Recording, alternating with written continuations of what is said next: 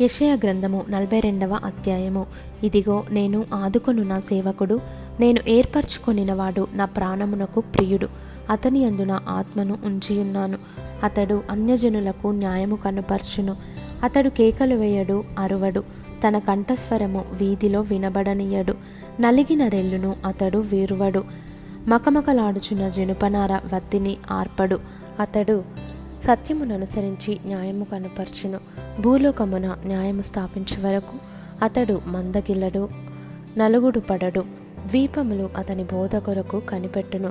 ఆకాశములను సృజించి వాటిని విశాలపరచి, భూమిని అందులో పుట్టిన సమస్తమును పరచి, దాని మీదనున్న జనులకు ప్రాణమును, దానిలో నడుచు వారికి జీవాత్మను ఇచ్చుచున్న దేవుడైన యెహోవా ఈలాగు సెలవిచ్చుచున్నాడు.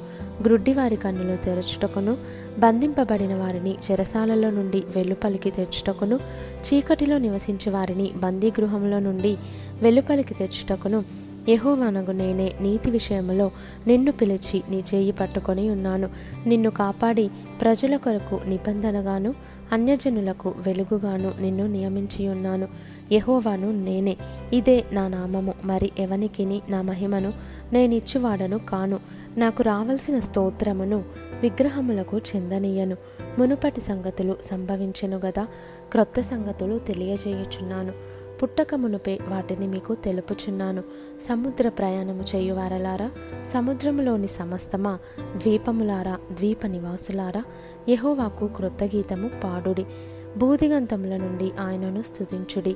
అరణ్యమును దాని పురములను, కేదారు నివాస గ్రామములను బిగ్గరగా పాడవలెను. సెలా నివాసులు సంతోషించుదురుగాక. పర్వతముల శిఖరముల నుండి వారు కేకలు వేయుదురుగాక. ప్రభావము గలవాడని మనుష్యులు యెహోవాను కొనియాడుదురుగాక. ద్వీపములలో ఆయన స్తోత్రము ప్రచురము చేయుదురుగాక. యెహోవా శూరుని వలె బయలుదేరును, యోధుని వలె ఆయన తన ఆసక్తి రేపుకొనును. ఆయన హుంకరించుచు తన శత్రువులను ఎదిరించును. వారి ఎదుట తన పరాక్రమము కనుపరుచుకొనును. చిరకాలము నుండి నేను మౌనముగా ఉంటిని, ఊరకొని నన్ను అణచుకొంటిని. ప్రసవ వేదన పడు స్త్రీ వలె విడవకుండా నేను బలవంతముగా ఊపిరి తీయుచు, ఒగర్చుచు రోజుచునున్నాను. పర్వతములను, కొండలను పాడు చేయుదును. వాటి మీది చెట్టు చేమలన్నిటినీ ఎండిపోచేయుదును. నదులను ద్వీపములుగా చేయుదును, మడుగులను ఆరిపోచేయుదును. వారెరుగని మార్గమున గ్రుడ్డివారిని తీసుకొని వచ్చేదను. వారెరుగని త్రోవలలో వారిని నడిపింతును. వారి ఎదుట చీకటిని వెలుగుగాను, వంకర త్రోవలను చక్కగాను చేయుదును. నేను వారిని విడువక ఈ కార్యములు చేయుదును. చెక్కిన విగ్రహములను ఆశ్రయించి, పోత విగ్రహములను చూచి, మీరే మాకు దేవతలని చెప్పువారు వెనుకకు తొలగి కేవలము సిగ్గుపడుచున్నారు.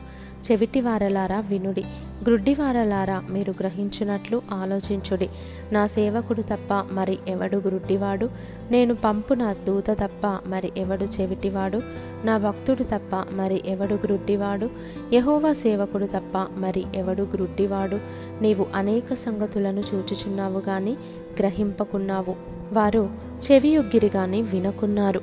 యెహోవా తన నీతిని బట్టి సంతోషము గలవాడై ఉపదేశ క్రమముకటి ఘనపరచి గొప్ప చేసెను.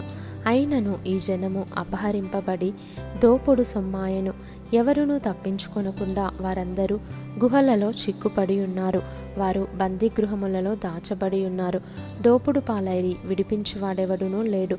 అపహరింపబడిరి తిరిగి రప్పించమని చెప్పువాడెవడునూ లేడు. మీలో ఎవడు దానికి చెవియొగ్గును? రాబోవు కాలమునకై ఎవడు ఆలకించి వినును? యెహోవాకు విరోధముగా మనము పాపము చేసితిమి. వారు ఆయన మార్గములలో నడవనొల్లకపోయిరి. ఆయన ఉపదేశమును వారు అంగీకరింపకపోయిరి. యాకోబును దోపు సొమ్ముగా అప్పగించినవాడు, దోచుకొని వారికి ఇశ్రాయేలును అప్పగించినవాడు యెహోవాయే గదా. కావున ఆయన వాని మీద తన కోపాగ్నియు యుద్ధ బలమును కుమ్మరించెను. అది వాని చుట్టూ అగ్ని రాజచేసెను. అయినను వాడు దాన్ని గ్రహింపలేదు. అది వానికి అంటుకొనెను గాని వాడు మనస్సున పెట్టలేదు.